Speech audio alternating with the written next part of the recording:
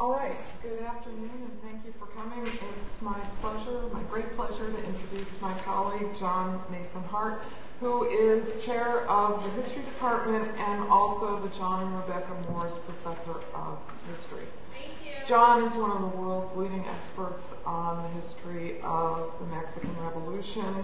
He's written prize-winning books on that subject, including Revolutionary Mexico, The Coming and Process of the Mexican Revolution, and Empire and Revolution, The Americans in Mexico Since the Civil War.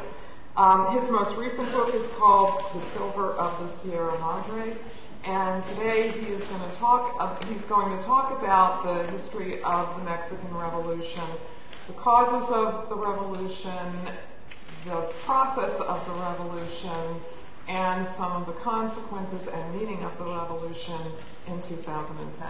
So, John, thank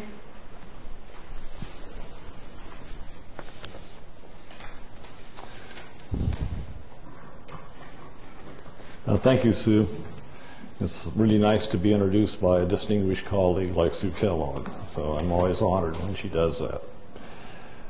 Today I want to talk about the Mexican Revolution in a new vein than what I've employed in the past, reflecting more recent years of research and reflection on it.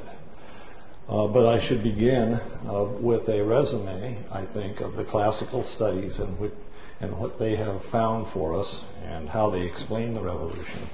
We might call it or categorize those classics under the rubric of structuralism, which was largely engaged with top-down history, even when the historians tried to talk about workers and peasants. And so if you look at the classic works on the Zapatistas and the Villistas, they end up talking about Villa and Zapata, not about the Villistas and the Zapatistas. So I'm going to try to go beyond that in an embryonic or starting way, which reflects the research I'm doing on my next book, which is the history of campesino thought in Mexico. If we look at the Mexican Revolution from that standard perspective, we find that the beginning of the revolution is explained within certain major concepts. One is the idea of an elite crisis, in which regional elites challenged the metropolitan elite located in Mexico City and actually moved first toward an electoral democratic solution to their conflicts with the metropolitan elites. And then, frustrated in that by the dictatorial strategies of the metropolitan elites, they turned to popular insurrection, calling for mass uprisings in support of the Mexican Revolution on November 20th of 1910. One of the major motivating factors stressed by the classic works is the development of the idea of democracy in Mexico. And there was indeed a great awakening, if you will, a public demand for democratic process. And then there was the negative element that underscores any revolutionary movement and the violence therein, and that was the issue of land privatization. And as we look at the Mexican countryside, where over 80% of the people still lived, we find that the peasants' share of arable land had been reduced over the previous 35 years from 25% of the land to less than 2%. So that dramatic 90+% loss of material resources also meant the loss of their independence. They had to become dependent on the employment of others to survive. And that was crucial to Mexican culture and what we're going to be talking about today. And then the third factor, or the second major negative factor, would be the issue of foreign hegemony. And this became especially apparent to political radicals in what we would call the middle class, or the intermediary class between the very rich people of the metropolis and the workers and peasants. And the people like Ricardo Flores Magón and other people popularized the idea of Mexico para los mexicanos. And this popular nationalism had a tremendous appeal amongst the emerging industrial working class, which had gone from a such a small percentage of the population that it was immeasurable 35 years earlier, to the point in 1910 where they were probably a good 10% of the demographics of the country. And so then the narratives began, the story of Madero and Villa and Zapata and all the very colorful romantic revolutionary history. But for me, there is something else going on that's never been answered, and that's what I want to suggest to you today. And I call it historical deconstruction. But it has to do with the fact that between 1905 and 1911, it wasn't just Mexico, but rather Russia, Persia, China, and Mexico that rebelled all at once between 1905 and 1911. And the most obvious thing for me as a structuralist at the time when I first noticed that was foreign penetration, foreign hegemony, and metropolitan hegemony of hinterlands and the privatization process that the structuralists talked about. But since then, again, this is just suggestive, I've become aware, sensitized to the thinking of the Mexican masses. And so I would like to share that with you today.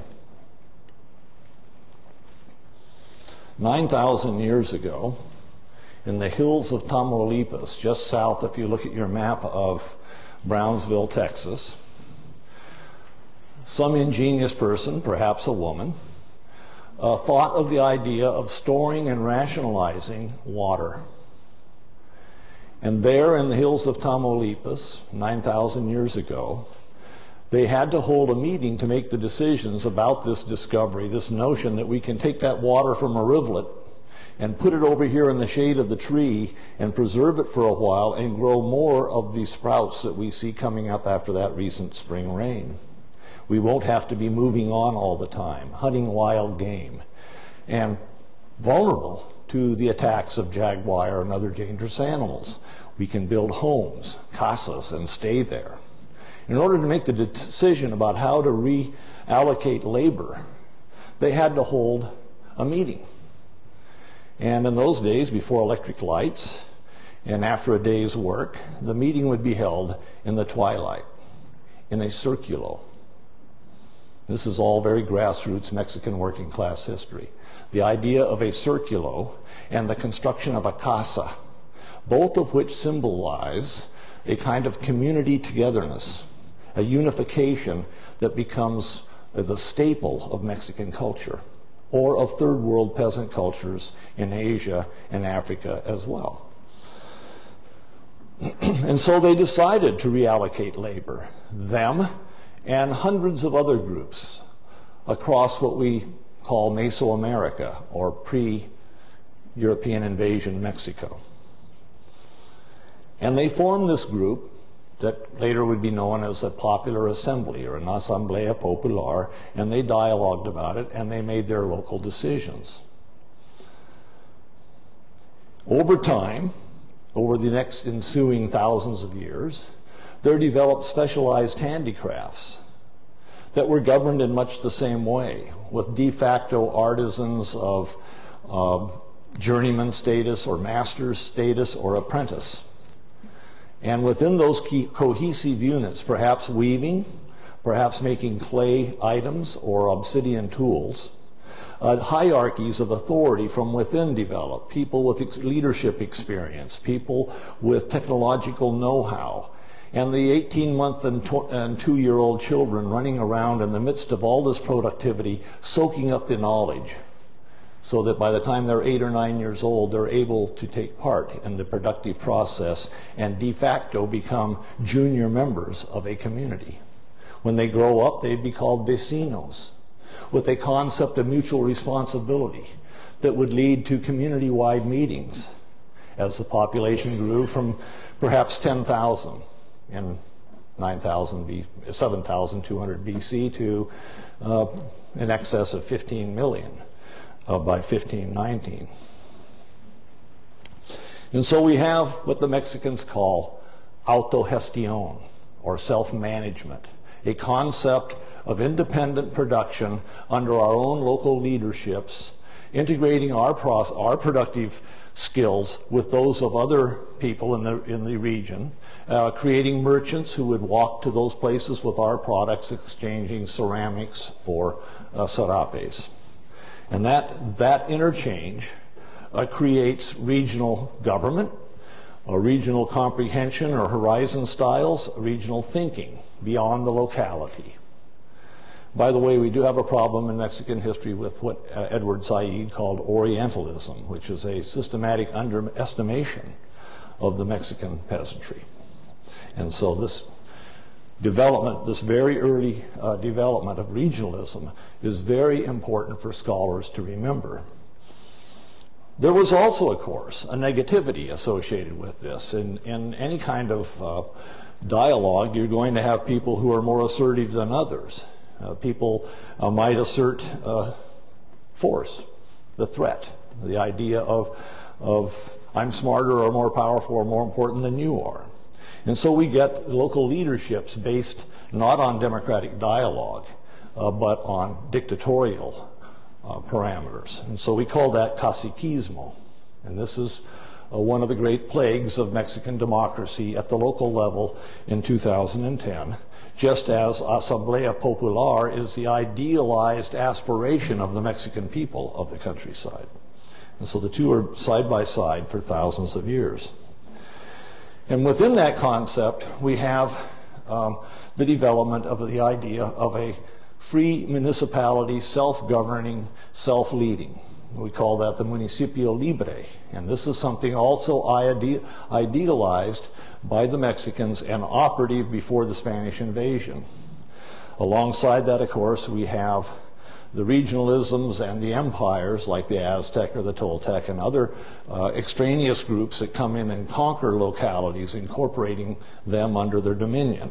So this is a complex. Things are not just going in one direction. They're going in many directions at the same time. But then we had the conquest with this social and cultural base that I find important in the Mexican Revolution, now established. We have the conquest and the massive dislocation of tens of millions. Well, they're dying away. Population by 1640 is probably around 1.4 million. So we're losing over 90-some% of the people. They were reorganized by Catholic idealists, people imbued in the teachings of St. Francis, who came as beggars and walked barefoot from Veracruz to Mexico City, begging alms from the Indians and impressing them with their piety and their dedication to the poor. And then those people, as intermediaries between the survivors and the emergent Spanish state, began to negotiate on behalf of the survivors for the creation of pueblos, duly ordained, legally entitled pueblos that could claim land and popular sovereignty. And that popular sovereignty meshed with something that the Mexicans call immeasurable times, or unknowable depth of time. And those tiempos inmemorables become a fundamental of Mexican agrarian thought and of Zapatismo and Villismo.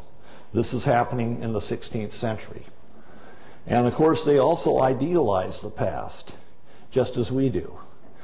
Whether it be George Washington and a cherry tree, or in their case, the invention of hydraulic technologies. If you go to Chiapas today, the Maya who live in the Lacandon rainforest will tell you about the oil under the soil. They know about it because in 1898, oil company surveyors went there and told them about the oil they were finding. And so today in Mexico's political dialogue, if you looked at it structurally, you would see the government saying, gee, we don't have any oil, we ought to privatize Pemex, and you have the peasants saying back, oh, we know there's oil right here under us, and we're not giving it up. And so that's the hidden dialogue behind the official dialogue. And that's where I'm trying to go.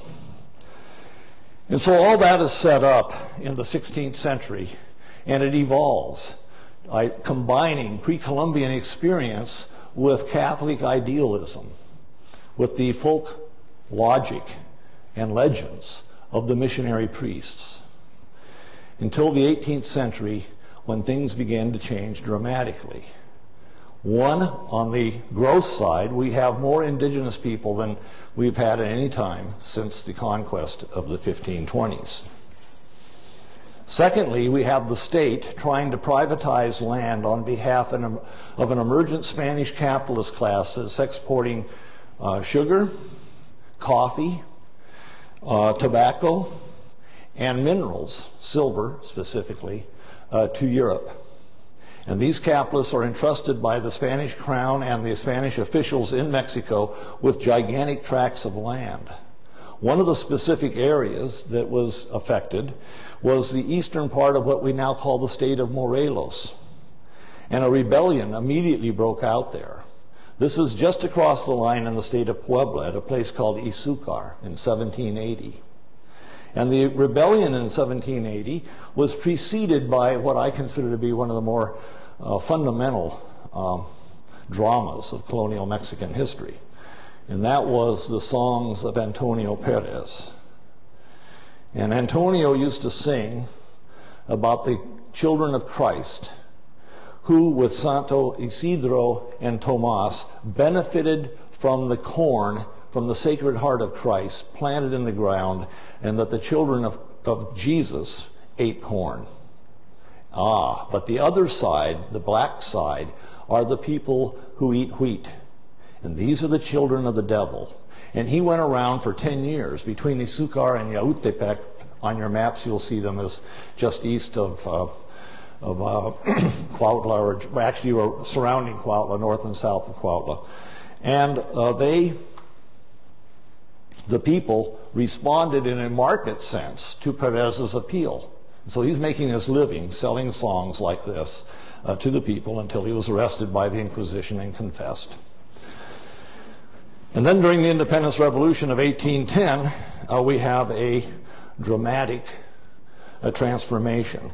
The area around Izúcar, characterized by towns like Apatlaco, Ayala, and Ineniquilco, which would come to the fore in 1910, all rebelled in support of a revolution abolishing slavery and abolishing the hacienda system, returning all the land, not some of it, but all of it, to the campesinos, or the peasantry of the countryside.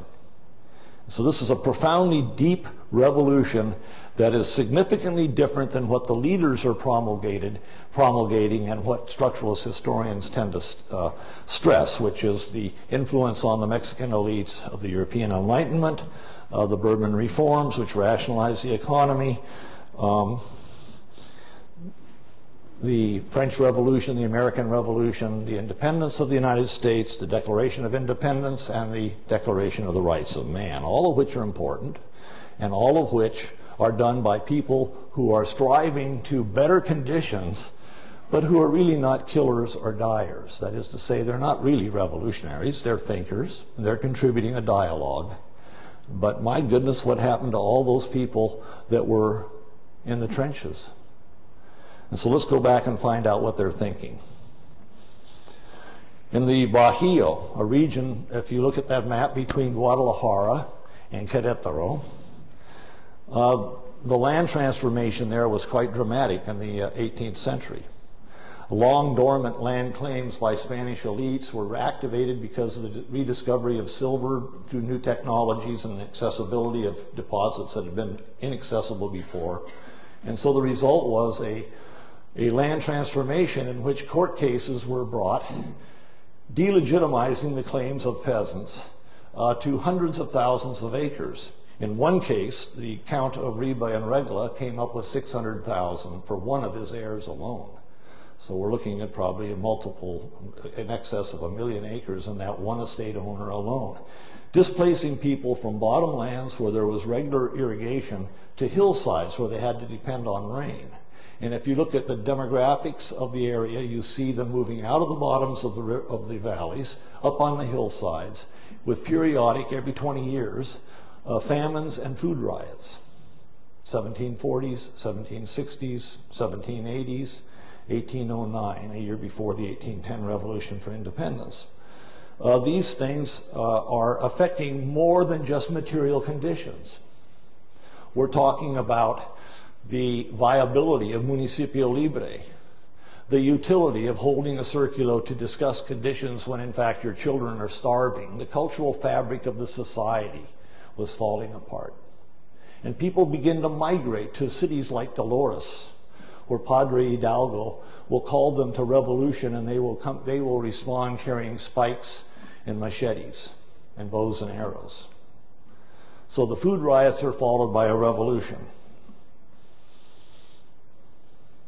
And then we have independence, achieved through the elites, making compromises with their Spanish counterparts. The Mexican and Spanish elites came together and they reconciled things. The Spaniards got to keep their haciendas around Apatlaco and in Iniquilco and Cuautla, and the upper people in the Mexican society, the emergent, what do we call criollos, which is oftentimes misdiagnosed or defined as Europeans born in America, but anyway, they are the elites, assume political power and a considerable portion of material wealth as well. And they're no more sympathetic to the demands of the campesinos than were the Spanish elites. And so then we come to something that's really quite dramatic. Halfway through the century, the combined or emergent elites of Mexico in the 1850s decided to privatize the land as they had been in the Bajío and in Morelos in the 18th century, and now they're going to do it nationwide to modernize Mexico, to make the land more commercial, more productive, generate an entrepreneurial class, and move forward into the modern world. These were ideologies and systems of thinking emerging from Adam Smith and from Great Britain and American thinkers. And they were applied by the Mexican elites to Mexico to the benefit, I might add, of the Mexican elites. And there was an immediate response. A series of agrarian uprisings sprang up. And I'm going to mention a few of them. There were many, many. But one of them took place in the state of Durango, where angry peasants, displaced from their land through the privatization laws passed in the 1850s, began to, they rebelled, and they began to march on large cities with no success in that regard. But they issued a plan to justify their actions, and they called the plan of Conitaca. And the plan of Conitaca was promulgated in northern Durango in a place called the Cuenca del Rio San Juan. And the people who supported it included the people between the cities, and they're not on your map, but between Torreon all the way over to the Sinaloa, coastal state of Sinaloa and the high mountains there. And two of the people who took part in this early revolt in 1887, when the plan was promulgated, were named Francisco Villa I and Doroteo Arango, padre of Francisco Villa II. And so there's a long history of agrarian strife, of hostility toward elite programs, and the demands for municipal autonomy and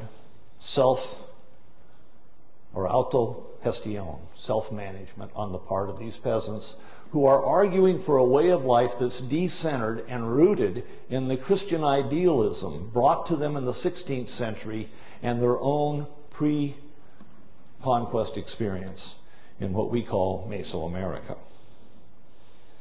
The other important insurrection that I want to focus on briefly took place in the surroundings of Izúcar, that place that rebelled in 1780. And there we find throughout the course of the 19th century a series of small rebellions, insurrections, following unsuccessful litigation. The people there, a combination of Afro-Mexicans, indigenous Mexicans, every form of mestizaje you could think of, came together as unities, sometimes forging village alliances to argue in the courts, and when those things failed, to go on strike, and they tried everything, even had a considerable degree of social banditry, which were romanticized by mid-19th century writers like Ignacio Altamirano, talking about these fabulous robbers dressed in gold braid who mimicked their victims, mocked their victims by putting on exaggerated costumes that they associated with the rich. And that went on for the course of the century until the late 19th century, when the commons themselves, right down to the plazas and the land in front of their little city halls, which were nothing more than thatch huts anyway from the standpoint of the elite critics, these properties were being seized. And at that point, the people of Ineniquilco looked back to 1810 and to the families that had been there so long and defended the integrity of the municipalities for such a long time.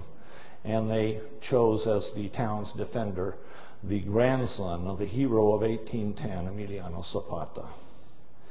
And so he then aligned himself with other people from the village of Apatlaco, which had rebelled back in the 18th century and had lost its identity as a village as punishment. In fact, the Apatlacans even wrote to President Diaz, the head of the country at the time, and said, gee, we don't know if we're a pueblo or not. We know we have the remains of a church, but we can't remember anymore. Yeah, they had a lot of mobility, people moving away, and they'd lost their historical memory. And then it turns out some of them had not lost it. And one of them emerges as a leader in 1865, before Konitaka, rebelling and leading an agrarian insurrection and leaving in the records that they don't remember, but in 1911, when Emiliano Zapata called together a convocation of the village leaders, they brought those guys from 1865 from Apatlaco to the ceremony, eulogized them on the stand as they promulgated the revolution to restore the lands to the people. This is peasant consciousness. This is a consciousness that I think historians as a profession have got to go back and rediscover. In the meantime, as the land holdings of the peasantry dropped from 25% to 2%, and as the population of jornaleros replacing vecinos, that is to say people with endowed civil liberties known as vecinos, are now being replaced by jornaleros or day laborers subject to the whims of employers who can fire them or dismiss them on the spot without consideration of, quote, labor rights and all kinds of abstract legal considerations. The movement toward a new political coalition on a wider scale took place.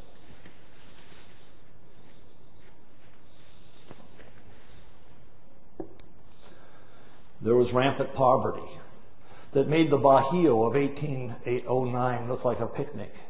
We're talking about food riots in Durango and in Zacatecas, with starving children left at the curb. American councils reporting on the chaos as privatized agriculture exported to the U.S. market in lieu of Mexican consumption at little or no profit. The peasants no longer control the productivity. It's now in the hands of entrepreneurs who are sending their products abroad via train and foreign-managed ports like Tampico, Manzanillo, and Veracruz. And so a petty bourgeois movement, a group of people in the law school and small shopkeepers, etc., came to the fore expressing pride in being Mexican and trying to what they called recapture the country. And they called their newspaper Regeneración, to regenerate. And they called for what they called Revolución Social. They didn't say political revolution, they said social revolution. And by social revolution, they meant the restoration of what was Mexican before. The Asamblea, the Municipio Libre, the maíz as opposed to the wheat, and so on.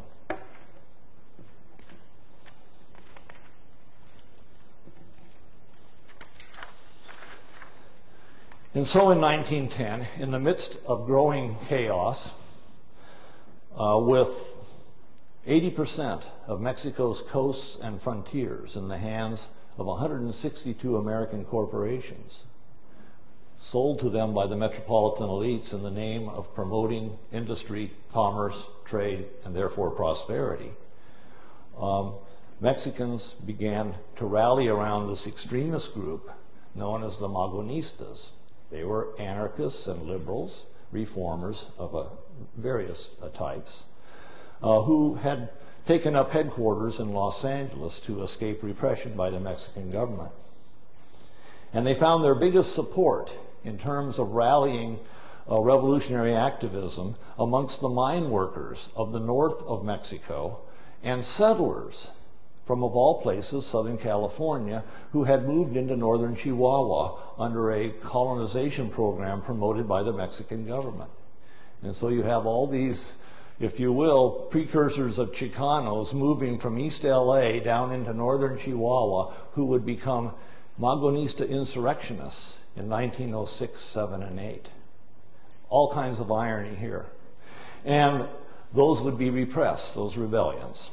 In the meantime, a strike breaks out in 1906, just south of the Arizona border, in which there's an interplay between radical American workers, mine workers, IWW precursors, but they're called the United Mine Workers of America. The IWW is not formed yet.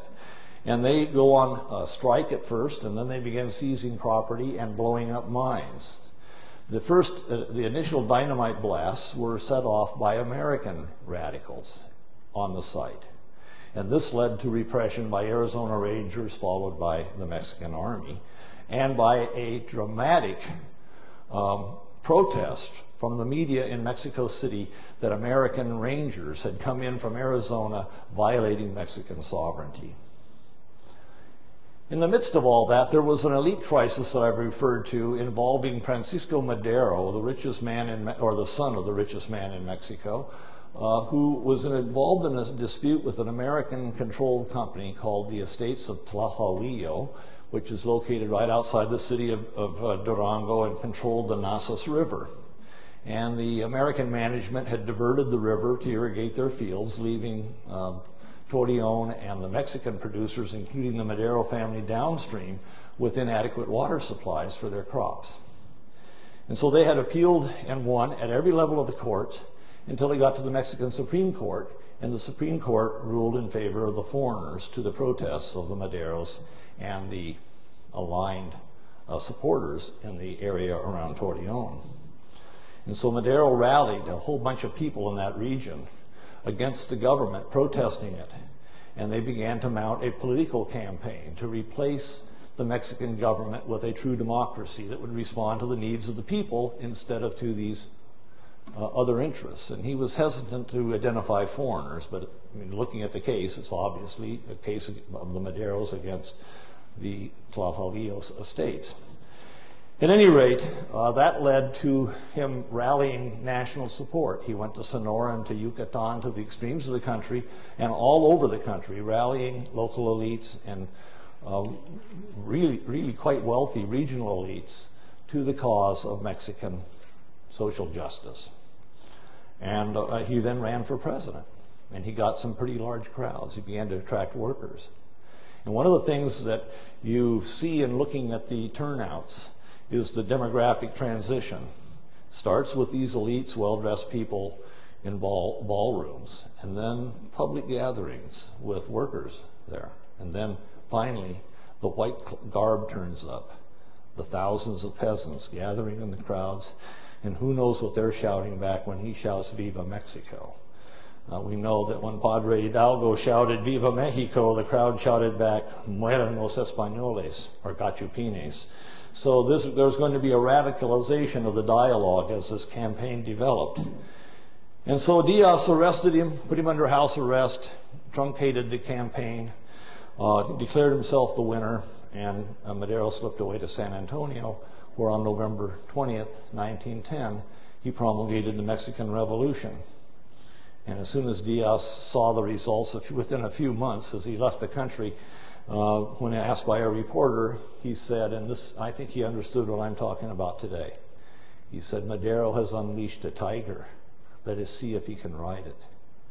Because Diaz, through his lifetime growing up in Oaxaca, knowing peasant culture, knowing the Magonista culture of Oaxaca that was manifested in Mexican radicalism from LA, he knew the depths of these convictions and these ways of looking at the world and doing things that they, the masses, defined as Mexican.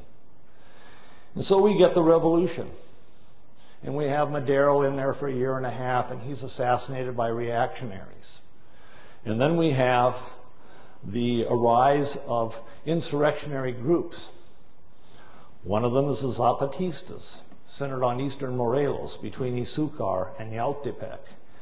This is a movement that's 130 years old already. Another is centered on the Cuenca San Juan del Rio, where 1,500 campesinos rise up and follow Pancho Villa. And further north in the mountains, the miners denied their autogestión. They're called gambusinos. They were independents before the American corporations arrived and forced them into disciplined work environments with supervisors and 8-to-5 shifts or whatever. They used to work independently. And the foresters, and they joined the revolution under Pascual Orozco. And then they congeal. And as they congeal, they seize the city of Ciudad Juarez in 1911. And Diaz flees the country with his reference to the tiger.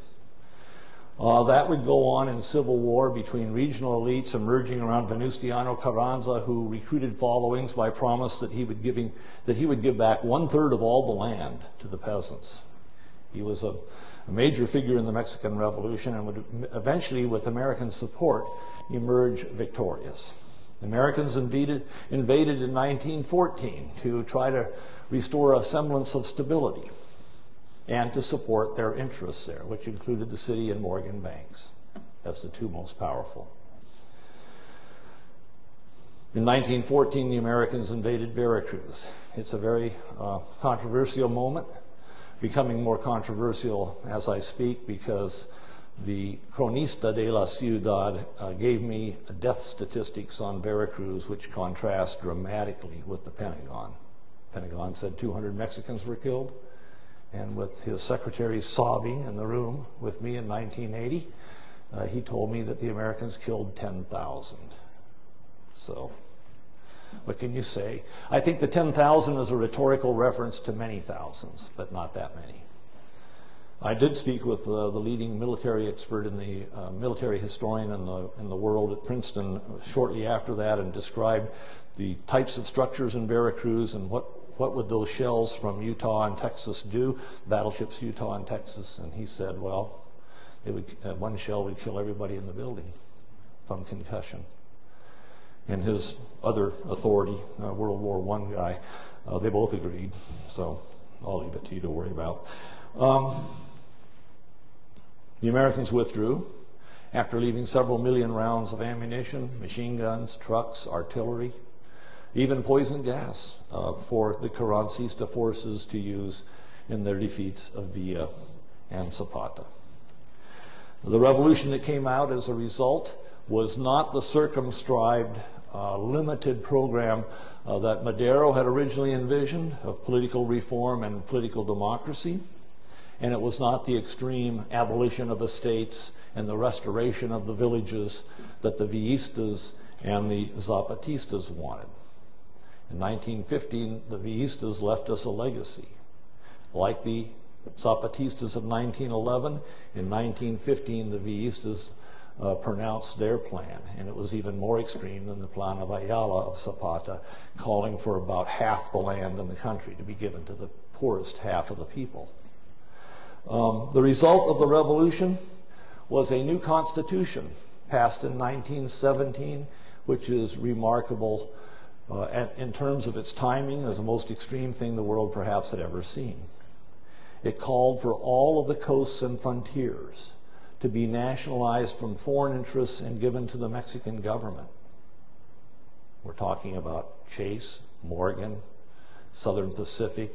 It's a who's who, the oil companies, including Standard Oil, were nationalized in terms of coastal holdings, 8 million acres from the oil companies alone. And then they called for agrarian reform. And the restoration would come to 25%, just as it had been before. The Mexicans have a very good memory about these things. 25% of the arable land would be restored to the villages. And then, to boot, some of the most powerful companies in the world, including Amalgamated Copper, which was a trust set up by Citi and Exxon, or Standard Oil in the time, and Morgan Bank, which was to control all the copper resources in the world. And they already had Chile, Peru, and Mexico under their ownership, and the Mexicans nationalized all subsoil resources. Now that is one heck of a document. The Mexican Constitution of 1917 is not being issued by ultra-radicals. These are knowledgeable professionals, most of them have legal backgrounds, who are saying if Mexico is to become Mexico again and define its own being politically and culturally, to maintain a degree of economic independence while accepting integration via the railroads and trade, we have to do these things. And they got away with it because of their timing. They're brilliant. They timed it with the American entry into World War I, February of 1917. And then they waited 20 years, and sure enough, they nationalized oil just as the Americans are already re-gearing to face Japan and Germany in World War II. And so during the 30s, they would carry out this program. It was a dramatic program, restoring the land, and it was done on a global scale that involved not just the national government, but also local authorities. And so if you go to the towns, Soto La Marina, for example, in Tamaulipas, you find the Fiscal Oficial nationalizing hundreds of thousands of acres, not just for the poor peasants, but for the petty bourgeoisie, the middle class. And in doing that, the agrarian reformers unify the peasants with the workers and the middle class, creating a political amalgam that is about to retake power in Mexico as I speak. The party, the official party, is based on the genuine delivery of benefits, but it's done on a cross-class basis, not just by the federal government for the poor, which was part of the program, but by local officials for local elites. And at the state level, the state of Chihuahua, the governor of Chihuahua, Governor Luis Enriquez, did a remarkable thing. He looked at the popular support for Villismo, and he said, how do we get rid of this? And he said, well, I think I'll take 6 million acres from the oligarchy and give it to these Villistas in their villages and make them into good, loyal villages, and all they have to do is create local security forces, which outsiders call white guards, to safeguard their places against the marauding Villistas who are still fighting for what are becoming more and more remote possibilities. And so as a result, you get some 60 million, 70 million acres given out by the presidents of Mexico in the so-called agrarian reform. And that's the official level that American historians and structuralists have always looked at. But if you go underneath the surface to the county records, to the notary publics, you'll find an even larger amount given by state and local officials, amounting in the range of about 150 million acres. And so that's the Mexican Revolution. It's a place that, like the French, pardon me, well, the French too, but the Russians, the Chinese, and the Persians, is trying to redefine, to save, in a way, an ancient culture and bring it forward into the modern world and face the new challenges of the future. Those programs and the strength of the peasantry, which tend to be overlooked, were so strong and so pregnant in the minds of Mexican leadership that it wasn't until 1982 that they began to retreat from the agrarian reform. And at that point, they did change laws and begin to actually figure out ways to reprivatize, and again with the same old objective, to increase productivity and entrepreneurialism at the grassroots, because the villages did what is Mexican. They went back to self-sufficiency with necessary exchange, but minimal compared to what an entrepreneur would do. And the result is that we come to modern Mexico with ever more people, greater demands for exchange on an international scale, and frankly, there in the sombra, in the shadows, is the old Mexico. Now they're raising marijuana and poppies because that's what the guys from Culiacan told them they would pay for them.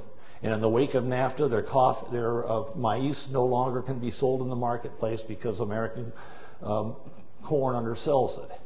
And so their latest survival strategy is the production on a massive scale of brown heroin and marijuana. Well, thank you very much.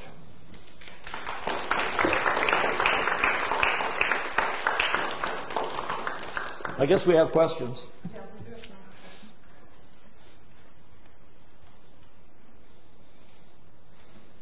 Professor Zimmerman, a distinguished colleague. I guess this is the victory of subaltern studies, looking back on past historiography, victory over standard Marxist historiography. Well, it seems that because I don't think Marxism does very well with test history, it tries to fit into categories that don't quite operate. And it seems to me that what you're doing is something that you learn. Yeah, I think you're right. I think that. Excuse me, could you restate the question? Oh, sure. He's asking about the revisionism and how even people that sympathize with revolution, like the Marxist historians, really didn't do very well in deconstructing and getting down to the roots of these movements. And I think that's true. And if you remember, Marx in his writing identified the Russian Mir as a potential for social change, a base for a new world. And Mao tried that. But being structuralist in their thinking and trying to impose top-down programs, I think they inadvertently underestimate the democracy and the potential of the masses, the rural masses of the third world. And I think they are still doing that. I think that, and I wouldn't want to put words in their mouths, but some of the people that were more philosophical and almost detached, like Gandhi and Mandela, probably had a better appreciation, but they didn't know how to do it either.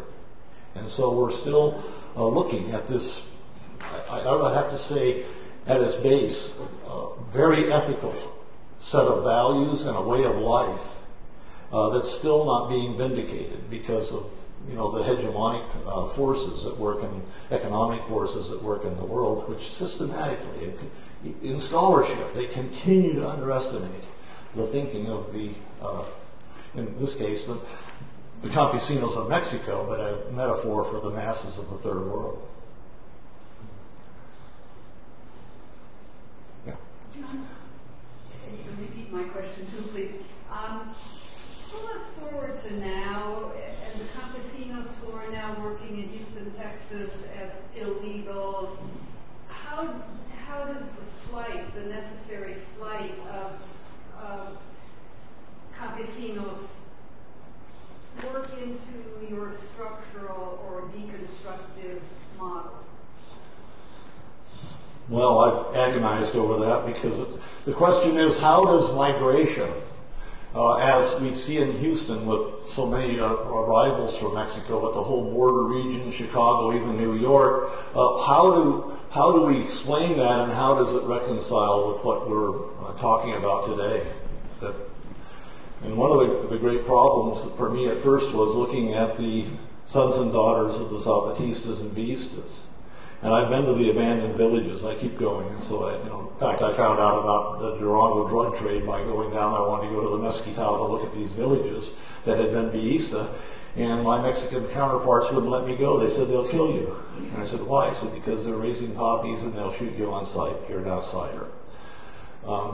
What happened is that we had a demographic process going on anyway, in which the countryside went from 70% rural in the 40s to 70% urban by 1970. So that's easy to remember, 70, 70, 70. And then it continued. And so as the population grew toward 100 million in the 90s, we had the inauguration of the NAFTA treaty with its underwriting by the U.S. government of American corn production. So Monsanto and these other people could produce corn en masse, ship it to Mexico with protected prices, and undersell the peasantry. 30 million peasants, you get a wave of about 20 million people leaving the countryside. They can't live there anymore. 10 million of them went into the cities, flooding Mexico City and Monterrey and Guadalajara and all the intermediary cities. And another 10 million crossed the border into the United States. Without going into the motives of the American and Mexican leadership, the Mexican leadership very briefly is looking to get the land back. And so you displace these peasants and you can finally win this centuries-old battle. The Americans, there are various theories as to why they undertook that, and I'll leave you to worry about it. What happened was some guys from Culiacan go into the Mezquital and down the coast into Jalisco, and up into the Hermosillo region of the mountains up there around Alamos, and into the mountains of Sierra Tarahumara, down into Colima to Guerrero, and they say, look, compa, if you'll plant these semillas, we'll come back in 4 months and we'll give you $100,000. And these people are starving. Their kids are in Chicago. Their families and their way of life is being disrupted. And so there's your production. Without a reasonable opportunity to survive, they opt for drug production. And then you look at the other side for the demand, and you've got $300 billion in consumption, with 50 million users and 15 million addicts, whose activities were already well known when the U.S. government, under Richard Nixon and then Ronald Reagan, passed laws making it illegal to carry out the activities, to stiffen the laws. They were already illegal to smoke these things and use them, but turning them into major crimes, driving the value of the product up, and creating this gigantic marketplace. And so in lieu of pharmaceuticalizing drugs, you've got a constant demand. And then you have law enforcement. Mexican law officers, when I first used to go there, my God, the guys were dressed in rags. They had holes in the pants of their uniforms and their shoes. You could see the holes in them. If they were sitting in a restaurant and they put their foot up, you'd see a hole in the sole. You'd see their feet through their soles. They need to be paid about $25,000 and professionalized. It's going to cost money. But that's chicken feed compared to what this thing is costing America in terms of the quality of life, and Mexico in terms of its quality of life. These laws and the enforcement and the illegal drug trade, all put together as a complex, are destroying the quality of life in both countries. I think now a Houston policeman driving on the Katy Freeway, every 20th driver has been in prison. Just think of how that changes that policeman's mentality toward his fellow citizens. Right now we have close to 2 million people in prison, about 1.75 million. More prisoners than any country in the world. So you have to think about that in terms not just of Mexican history. They've got the same problem. They have a burgeoning drug usage issue themselves. But to pass laws against what is common practice strikes me as having, there's an agenda, and you can speculate as to what it is. But the dramatic effect, going back to a culture that is thousands of years old, and with NAFTA, and then looking at the people's response to the guys from Culiacan, what are they going to say? They can save their way of life with this stuff, and what do they care if some gringos buy it? That's their business. So that's where we're at right now. And the business is burgeoning. The cartels don't care about the law. They've been flying their stuff since I interviewed some of them back in the early 80s. They use airplanes. They use 18-wheelers, but they use airplanes for the really valuable stuff. And they're so confident, they even told me where they were dropping it off. So, this is not going to go away until we take some sophisticated steps.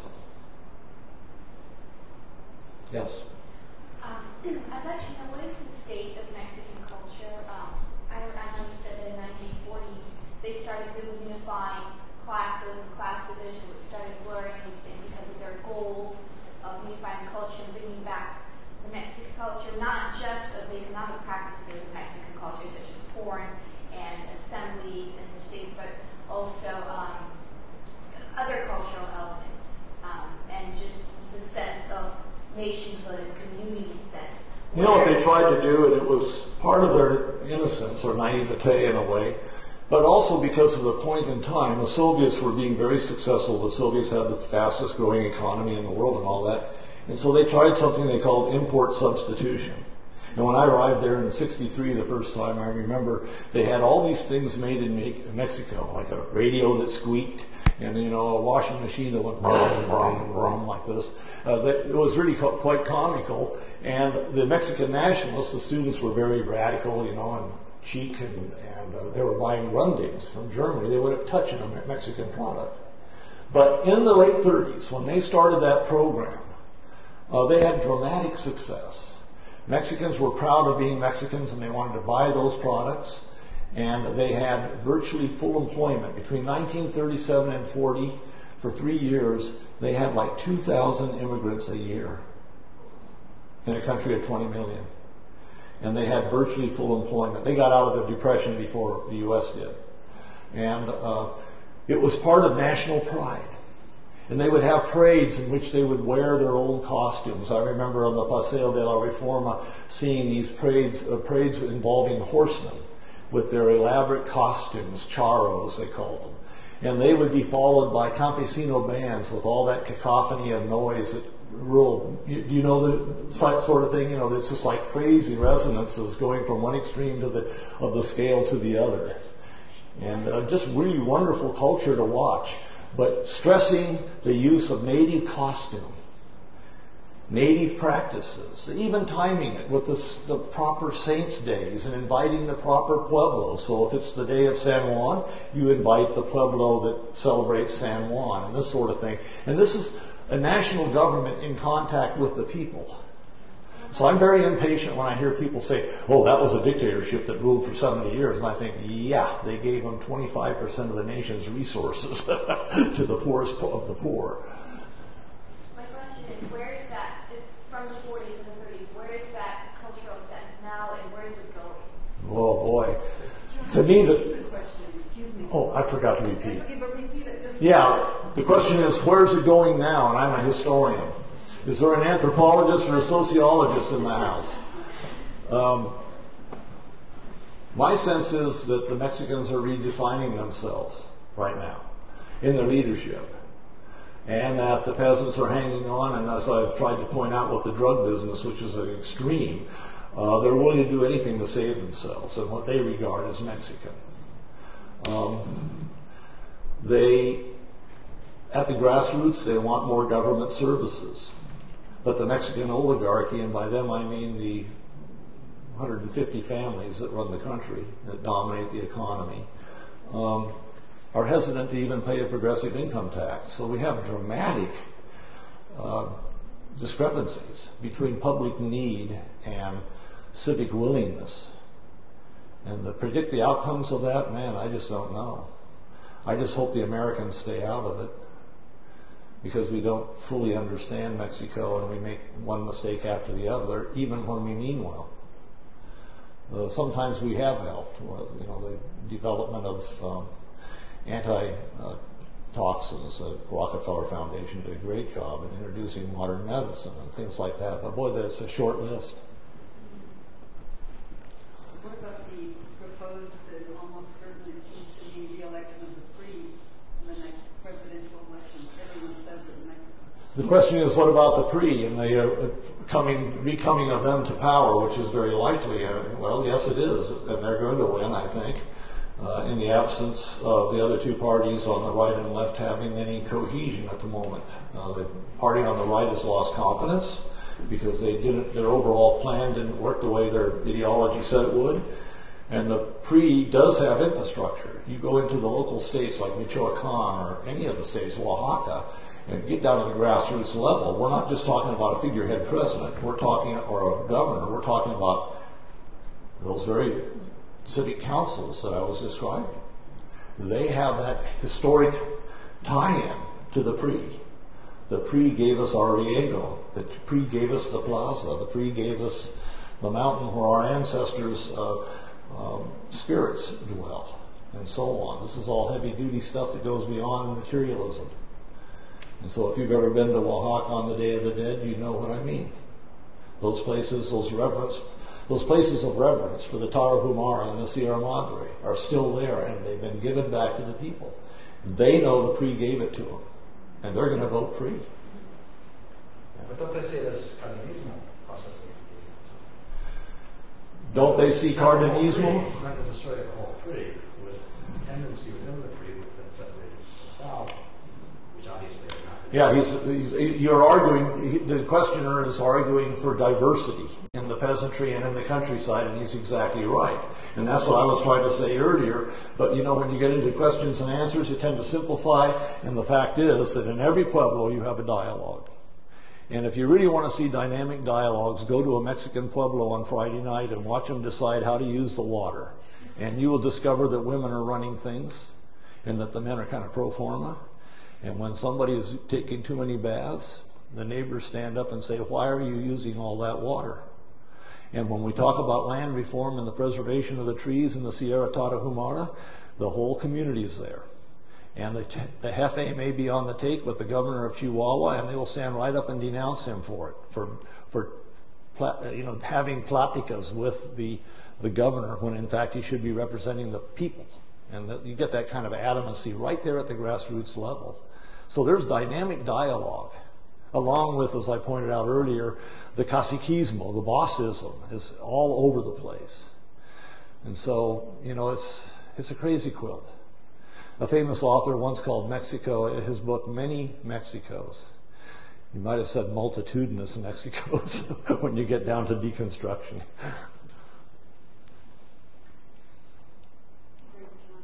Thank you very much.